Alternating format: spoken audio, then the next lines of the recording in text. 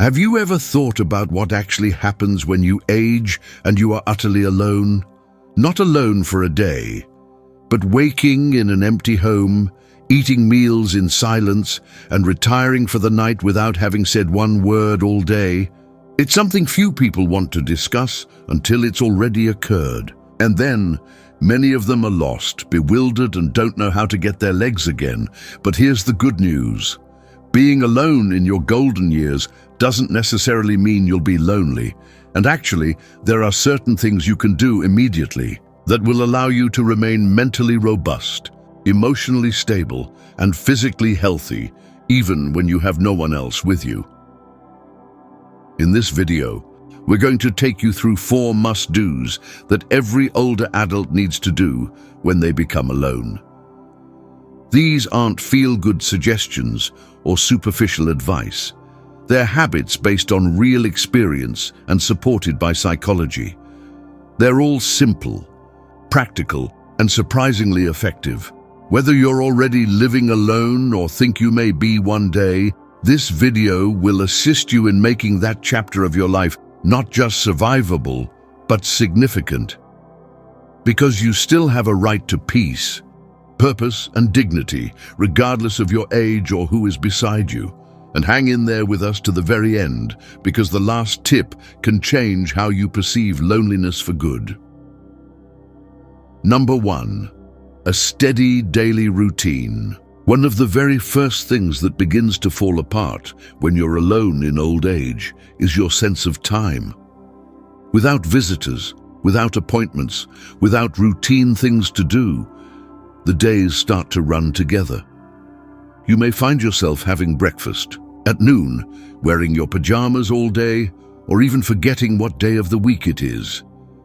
That may sound benign enough at first, but with time, this sort of disorientation wears on your mental acuity. It erodes your emotional equilibrium, which is why establishing a consistent daily routine is so crucial. Not something stern, just an easy rhythm that gets your day started in the middle and finished.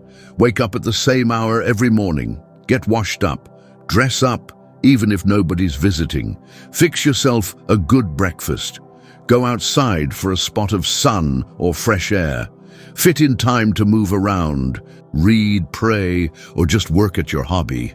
Eat dinner at the same time every evening, and do your best to go to bed at a time conducive to restful sleep. This isn't about busyness, it's about consistency. According to psychologists, humans are born to operate in rhythm, and as we age, that rhythm is more essential. It decreases anxiety, it enhances sleep, it aids digestion, memory, and brain function. Consider Walter, for instance, a widowed man who's 81 years old. When his wife died, he lost all sense of time. The days were a blur. But as soon as he opened up his day to a daily routine, even just making his bed and opening the curtains at the same time every morning, he felt more relaxed. Later, he incorporated short walks and tea in the evening into his routine too. Those little anchors helped him feel centered. When you're on your own, it's so easy to get lost. It doesn't have to be. Create a rhythm of your own. You'll feel better for it. Number 2. Gentle movement for a stronger body and mind.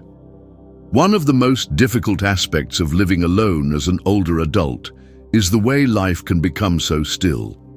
You get up, sit in a chair, shift to another. Perhaps a shuffle to the kitchen, then back.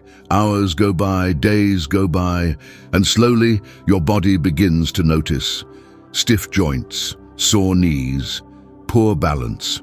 And soon, even standing is a challenge. But here's the best part. You don't require a gym. You don't need to exercise. What you do need is a commitment and a mentality that asserts, I still need this body. Even slow movement has extensive impacts on your physical and mental health. Walk to the mailbox, stretch as the kettle whistles, do 10 sit-to-stands out of your favorite chair. These small movements keep your muscles active and your blood circulating. And more than that, It says to your body, I still need you. Research indicates that gentle exercise among the elderly decreases depression, enhances sleep, and slows cognitive impairment. Consider Elelena, a 78-year-old widow who hardly left home. Her knees hurt. Her energy levels decreased. Then one day she walked to her mailbox. The next day she did it again. A few weeks later she was walking her block. It didn't transform her life overnight, but it provided her with something to anticipate. She reported that she felt more alert, less nervous, and proud of her body once again. Movement is independence. It's independence to get out of bed, cook your food, water your plants, and it's a gateway back to the world, one step at a time. Number 3. Significant connection in small, consistent doses. Quiet can be nice, but too much is oppressive. You may go an entire day or more without hearing your name called. Even if you love being alone, sooner or later, isolation catches up with your emotional well-being. But remaining connected isn't about diving headlong into packed social schedules.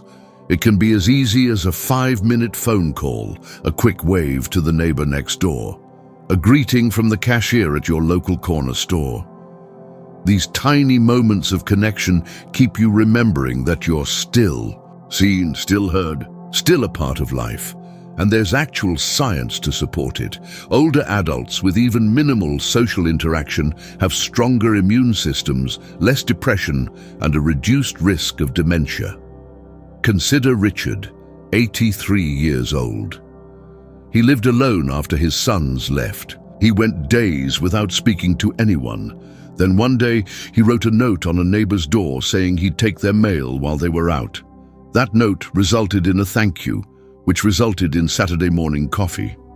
Nothing glamorous, but everything changed. You don't need lots of people. You just need connection, small, significant doses of it. And if you need deeper connection, volunteer. Read to kids. Mentor somebody. You still have wisdom. You still have something to give. Loneliness is not about being alone. It's about feeling disconnected. A single conversation can start to shift that. Number 4, a personal purpose that keeps you moving forward. There's a silent threat of old age we don't discuss enough. It's not only the loneliness, it's purposelessness. When the work is over, when the home is still, when no one requires your assistance anymore, you begin to ask yourself, what am I even here for? But purpose doesn't retire. It doesn't vanish because your schedule did. It adapts. You don't require a grand mission. You simply need something that is important to you.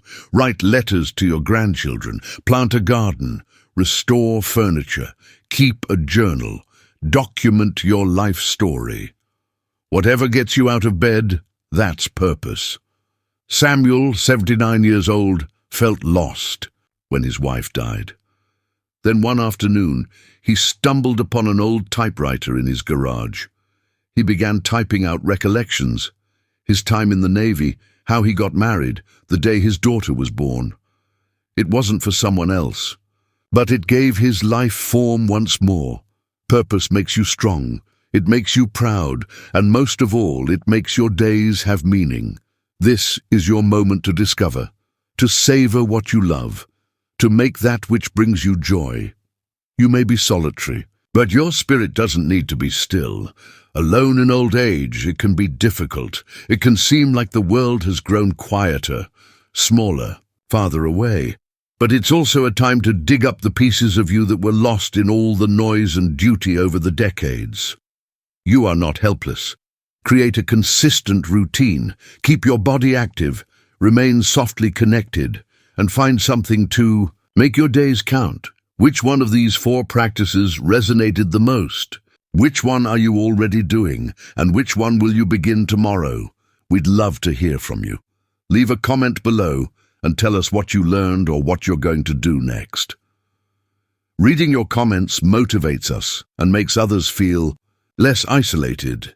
If you enjoyed this video, please like, subscribe, and activate the bell so you don't miss upcoming content. Thanks for watching, and we'll catch you in the next video.